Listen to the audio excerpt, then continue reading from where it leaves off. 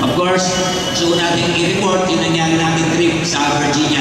O gusto kong i-report sa inyo kasi may mga lumabas na balita na hindi kami nagpaalam. Kung natatandaan ninyo, nagpaalam ako pati sa flag ceremony sa inyong lahat. Kaya dapat lahat umakatay sa flag ceremony para may nangyayari.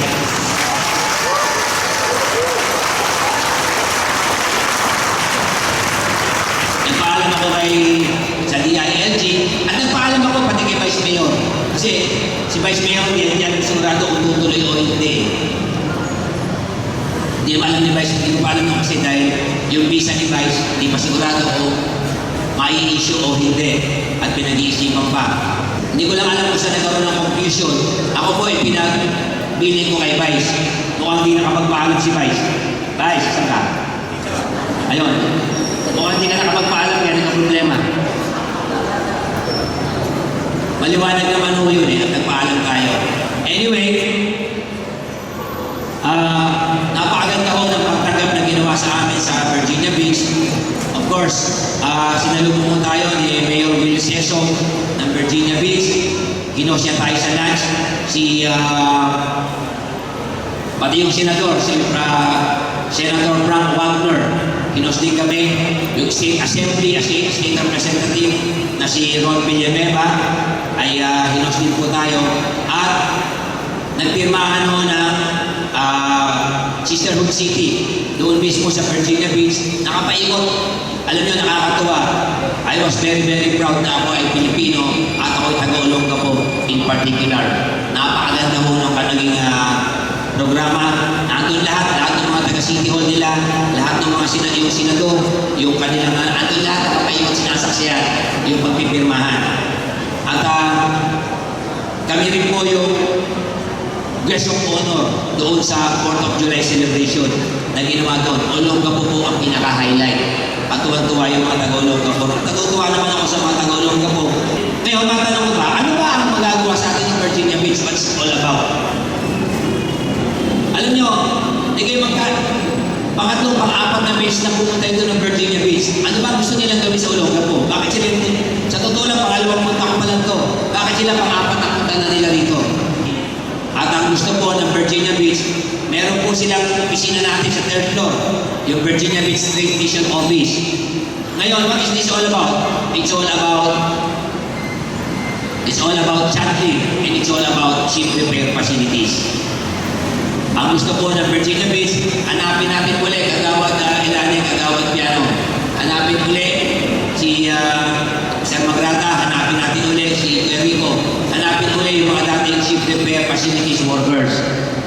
Hanapin ulit, nilalagay tayo ng skills inventory at sila po ang magtuturo doon sa mga bago na magtatrabaho sa ship repair facilities. At gusto nila yung mga yan dahil ang pinakamagagaling po na base workers outside of the United States ay mga taga-Subic Naval Base. Sila po ang pinakamagagaling.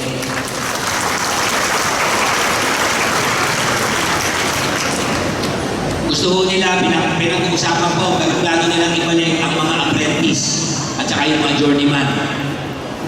Para uli siyempre saka magpapagawa dito sa magagaling. At sino ba yung mga veterano pagdating dyan? Ang pinakamagaling na welder dati ng Subic Naval Base ay empleyado ngayon ng City Government of Olongapo, si Rico Diaz. Yan ang pinakamagaling po na welder. Sama yan, sa Maniwala kay Gente, si Mang Ben Miranda. Hindi lang mo basta maingay yung magaling na welder yun. Si Mang Ben. At yun ho yung mga gagawin dito at yung exchange students, tuloy-tuloy po yun. Yung exchange students, tsaka importante na pala ito, yung, hindi ko lang alam kung sino sa inyo, yung EMS, yung Emergency Medical Services, parang sa EMT. Kukuha po sila ng 8 na taga-Olongapo at dadalhin sa Virginia Beach, ititrain yan. 8 buwan. Libre pamasahe, may allowance, libre bahay, libre pagkain. Ititraining pa sila doon. Pero ano ba ang catch doon? Kinakailangan lang, pag uwi nila, may kontrata sila sa atin na hindi sila pwede magtrabaho muna sa iba for the next 5 years. 5 years sila, dahil sila rin yung magte-training dapat sa iba naman. Kinakailangan transfer of technology, transfer of knowledge. Dahil nagpaplano po tayo at ang magiging kasosyo natin dito ay ang Virginia Beach, magtatayo po tayo ng EMS Academy of the Philippines na gagawin sa Olongapo. Kadikit lang yan, yung retro sa nasa Nakalma. And of course, yung San Diego trip naman po, sama ko natin sila Vice Mayor, yung mga agawad, yung natin mga department heads.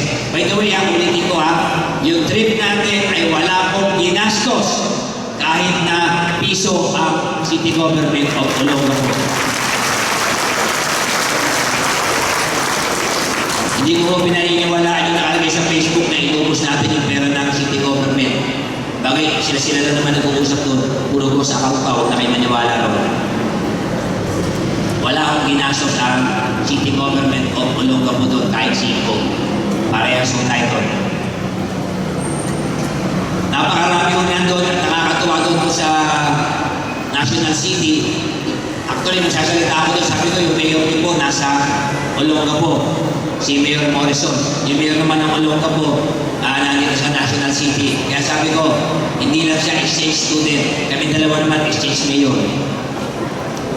So, napakadami rin at napag-usapan din namin kasi po, ano ba pinagkapareho na National City at saka na Olongapo, pareho sila dating may base. Pero kaya sila may base pa rin doon. Tayo wala na rito. Pero ang daming pinakamagagaling ko doon, mga taga-Olongapo rin. At yung ginagawa doon, nandun yung mga nobles, nandun yung mga Dalindig, nandun yung mga Gregorio, yung mga Parales, yung mga Pascasio. By the way, nandun ako, nakikiramay po ako sa dalawang, pumunta kami sa namatay na mga taga na dalawang Pascasio ron. Anyway, ako'y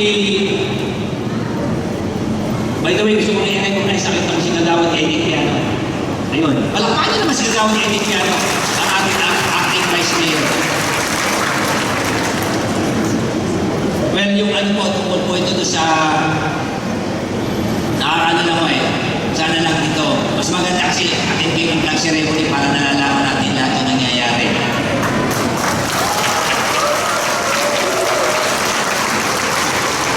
By the way, pwede ba yung vice declare natin yung August, August 6 to 12? As na Olongapo Memo Week. Ito yung week na pinakaraming memo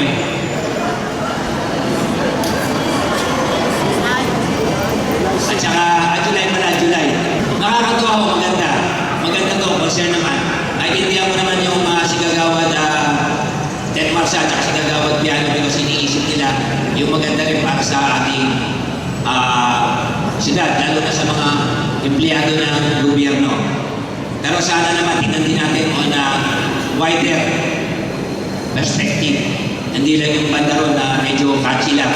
Sana naman, noong mga nakaraang Christmas party na kumakain tayo ng panis, sana naman nag-comment din sila, kumakal din sila noon. Noong mga panahon naman na ibinibigay yung ating bonus ng January, tapos na yung Christmas party, sana nagalit din sila. Sana naman nung yung ating mga uniforme, ibigay sa atin yung uniforme lang, binakalan pa tayo, sana umangal din sila. Sana nung mga nakaraang Christmas party na hinihingan tayo ng compulsory contribution, dapat nag-react din tayo.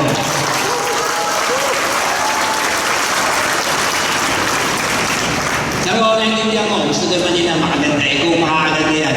Pero nag-uusap pa ho kami ng budget.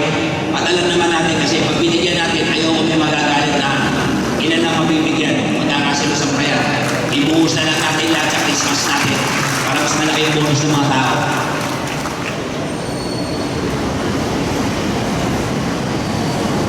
Itong panahon na po ito, nakita naman natin yung pagkakaisa. At hinihingi ko lang po, ulit-ulitin ko, ang nagpapatakbo po ng city ay hindi si Mayor. Hindi po si Vice, hindi yung mga kagawa, hindi tayo. Lahat tayo ginagamit ng Panginoon. We are all just temporary in our positions. Temporary lang tayo. Magsama-sama muna tayo. Ang eleksyon, sa Mayo pa, trabaho muna lahat. Kagaya ng ginagawa namin ni Vice, May mga differences kami, pero pag trabaho, sama kami. Isa lang. Sila Kagawad Dabo, isa lang. Sama-sama. Wala mo ng politika. Ang politika sa ano na yan? Tsaka pag politika, dapat ito ang gagawin ko. Huwag walang puro siraan. Pinagbibintangan nila ako, sinala ako doon, sinalaan si Mayor nung nakaraan. Lahat kayo doon, i-witness. Hindi po ako. Ang kalaban niya doon, yung mga pamangkin niya. Hindi ako. Yung mga pamangkin niya lang nagsasalita sa stage.